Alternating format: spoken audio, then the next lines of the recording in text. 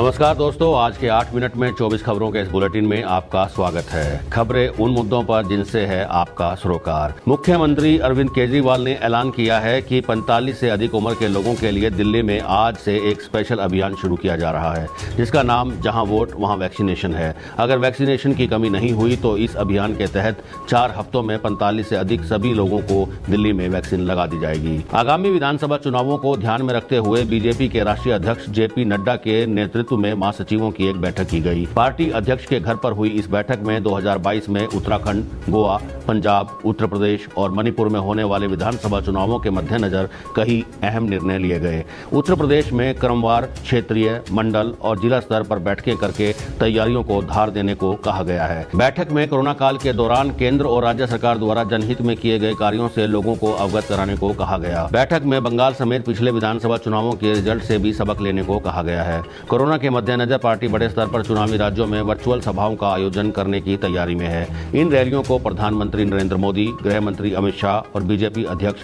JP Nadda संबोधित करेंगे। Corona महामारी के बीच बीते 1 साल से ज्यादा समय से शेयर बाजार में जबरदस्त तेजी देखने को मिली है। आंकड़ों के अनुसार अप्रैल 2020 से मई 2021 तक 14 महीने में हर मिनट में 30 नए निवेशकों की शेयर बाजार में एंट्री हुई है। यानी पिछले साल अप्रैल से हर महीने औसतन 13 लाख नए डीमैट अकाउंट्स खुले हैं।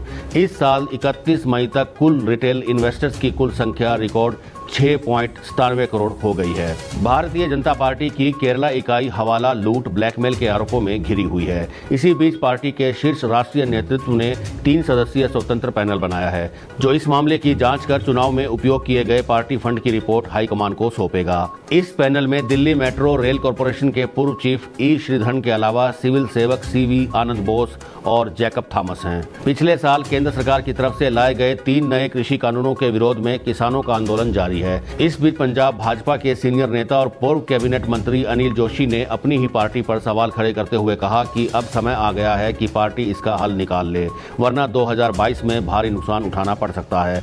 पंजाब भाजपा 15 दिनों के भीतर किसानों को लेकर अपने रुख को स्पष्ट करे। कोरोना वायरस महामारी के बीच मध्य प्रदेश सरकार और हड़ताल कर रहे 6 शासकीय मेडिकल कॉलेज के जूनियर डॉक्टरों के बीच यहां खींचतान जारी है। अपनी मांगों को लेकर प्रदेश के लगभग 3000 जूनियर डॉक्टर पिछले 7 दिन से हड़ताल पर हैं, जिससे इन अस्पतालों में स्वास्थ्य सेवाएं बुरी तरह से प्रभावित हुई हैं।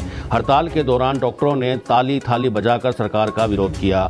चिकित्सा शिक्षा मंत्री सारंग ने बताया, मध्य प्रदेश उच्च न्यायालय ने भी इस हड़ताल को अवैध करार दिया है और 24 घंटे के भीतर काम पर लौटने के लिए कहा था, लेकिन फिर भी सरकार ने उनकी मांगें मान ली हैं। जम्मू कश्मीर में विभिन्न विभागों में कार्यरत अधिकारियों और कर्मचारियों के RSS बैकग्राउंड की पड़ताल करने को लेकर जारी आदेश पर विवाद बढ़ने के बाद वापस ले लिया गया।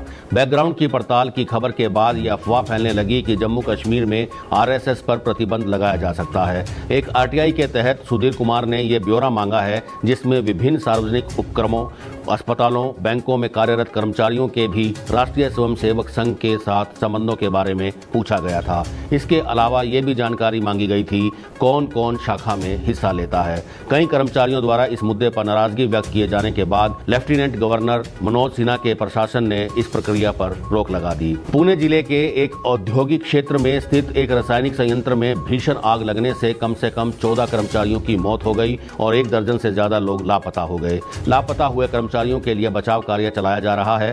पुणे महानगर के SVS एक्वा कंपनी के संयंत्र में लगी आग पर काबू पा लिया गया है। पुणे की यह कंपनी सैनिटाइजर समेत विभिन्न प्रकार के रसायनों का उत्पादन और निर्यात करती है। प्रधानमंत्री मोदी ने 18 वर्ष से ऊपर के सभी लोगों के मुफ्त टीकाकरण का ऐलान किया। साथ ही सरकार ने वैक्सीन पॉलिसी में बदलाव भी किए। वैक्सीन नीति में बदलाव और मुफ्त टीकाकरण के ऐलान में देरी पर कांग्रेस नेता जयराम रमेश ने प्रधानमंत्री मोदी को घेरा, तो वहीं दिल्ली के उप मुख्यमंत्री मनीष सिसोदिया ने कहा कि सरकार ने सुप्रीम कोर्ट के दबाव में मुफ्त टीकाकरण का ऐलान किया है। कोरोना काल में कई सेक्टर्स में काफी बुरा असर देखने को मिला है, जिसमें ट्रैवल और टूरिज्म सेक्टर भी शामिल है, जिनके शेयरों में काफी गिरावट देखने को मिली है, जिनमें IRCTC का भी शेयर शामिल है। अब देश में कोरोना की दूसरी लहर के बाद लगाए गए लॉकडाउन के बाद राज्यों ने अनलॉक करना शुरू कर दिया है। अनलॉक के पहले ही दिन शेयर बाजार ने नई ऊंचाई छुई है। दूसरी ओर गिरते सेक्टर्स की कंपनियों में आज तेजी देखने को मिली है। कई राज्यों की ओर से रेल सेवा शुरू करने के आदेश के बाद IRCTC का शेयर 9% की तेजी के साथ बंद हुआ है। वैक्सीन को लेकर तमाम आरोप प्रत्यारोप के बीच पीएम मोदी ने आज ऐलान किया कि टीके को लेकर सरकार ने 1 मई से पहले जो पॉलिसी बनाई थी वो ही अब अमल में लाई जा रही है। 21 जून को अंतर्राष्ट्रीय योग दिवस के मौके पर यह नई नीति लागू होगी।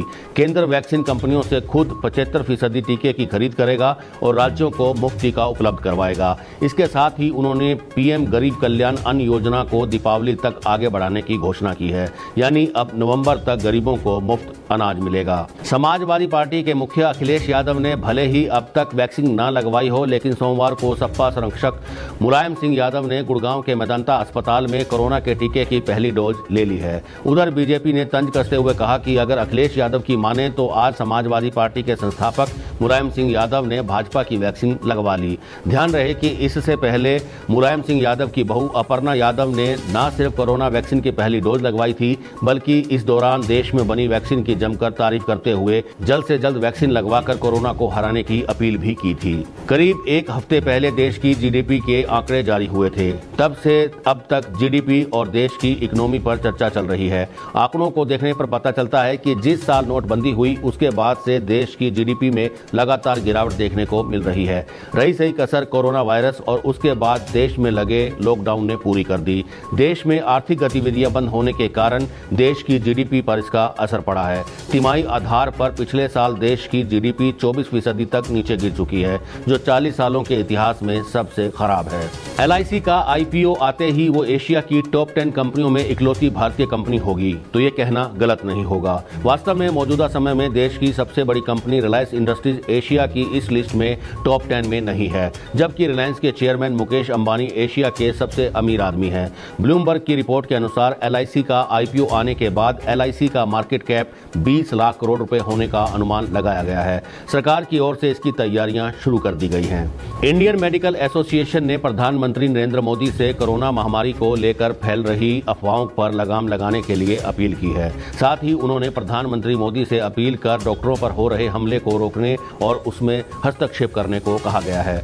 IMA ने कहा कि हमने महामारी से अपने 1400 से अधिक डॉक्टरों को खो दिया है। दूसरी तरफ कुछ लोगों के द्वारा टीके के संबंध में अविश्वास और गलत सूचना फैलाई जा रही है, जिसे देखकर हमें दुख हो रहा है। कोविड-19 महामारी से लड़ने के लिए टीकाकरण को कारगर माना जा रहा है। इसीलिए जो कोई भी व्यक्ति टीकाकरण अभियान के खिलाफ अफवाह फैला रहा है, उस पर महामारी रोग अधिनियम 1897 व आपदा प्रबंधन अधिनियम 2005 भारतीय दंड संहिता के प्रावधानों के तहत कार्रवाई होनी चाहिए। दिल्ली की एक अदालत ने IMA के अध्यक्ष JA जयलाल को जमकर फटकार लगाई। अदालत ने जयलाल से संगठन के मंच का इस्तेमाल किसी भी धर्म के लिए नहीं करने का निर्देश भी दिया।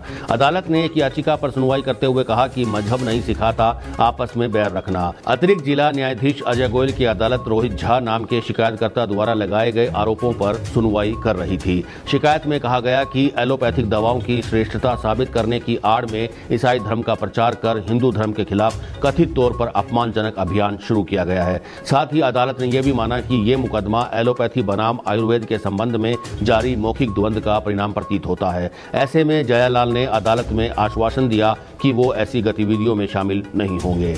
दिल्ली की एक अदालत ने JNU के पूर्व छात्र उमर खालिद और सामाजिक कार्यकर्ता खालिद सैफी को हथकड़ी लगाकर निचली अदालतों में पेश करने की पुलिस की याचिका को खारिज कर दिया है। याचिका खारिज करते हुए अदालत ने कहा कि वे गैंगस्टर नहीं हैं। प्रधानमंत्री नरेंद्र मोदी ने नई वैक्सीनेशन पॉलिसी के बारे में कहा कि 21 जून से देश के सभी लोगों को केंद्र सरकार की तरफ से मुफ्त कोरोना वैक्सीन दी जाएगी। PM मोदी ने कहा कि अब राज्य सरकार के खर्चे भी केंद्र सरकार की तरफ से वहन किए जाएंगे। PM मोदी की घोषणा को विपक्ष ने देर से लिया गया दुरुस्त फैसला बताया है। दूसरी तरफ पश्चिम बंगाल की मुख्यमंत्री ममता बनर्जी ने कहा कि जो बात उन्होंने फरवरी में कही थी, प्रधानमंत्री मोदी को उसे मानने में 4 महीने का लंबा वक्त लग गया। उत्तर प्रदेश के बरेली जिले के इज्जत नगर इलाके में एक दलित लड़की के साथ कथित गैंगरेप के मामले में पुलिस ने 6 आरोपियों में से 3 को मुठभेड़ के बाद गिरफ्तार कर लिया है। वरिष्ठ पुलिस अधीक्षक रोहित सिंह सजवान ने बताया कि इस मामले में आरोपी विशाल पटेल, विनोद और अनुज पटेल को रविवार को एक मुठभेड़ के बाद गिरफ्तार गिरफ्तार कर लिया। मुठभेड़ में विशाल के पैर में गोली लगी है। उन्होंने कहा कि शेष 3 आरोपियों की तलाश जारी है। कोरोना संकट काल में नई राष्ट्रीय शिक्षा नीति की सुस्त पड़ी रफ्तार को फिर से गति देने का काम शुरू हो गया है। शिक्षा मंत्रालय ने इसे लेकर नीति के अमल में जुड़ी सभी एजेंसियों को तय किए गए लक्ष्य को समय सीमा के भीतर पूरा करने के निर्देश दिए हैं। वैसे भी नीति के अमल के लिए जो 300 टास्क चिन्हित किए गए थे,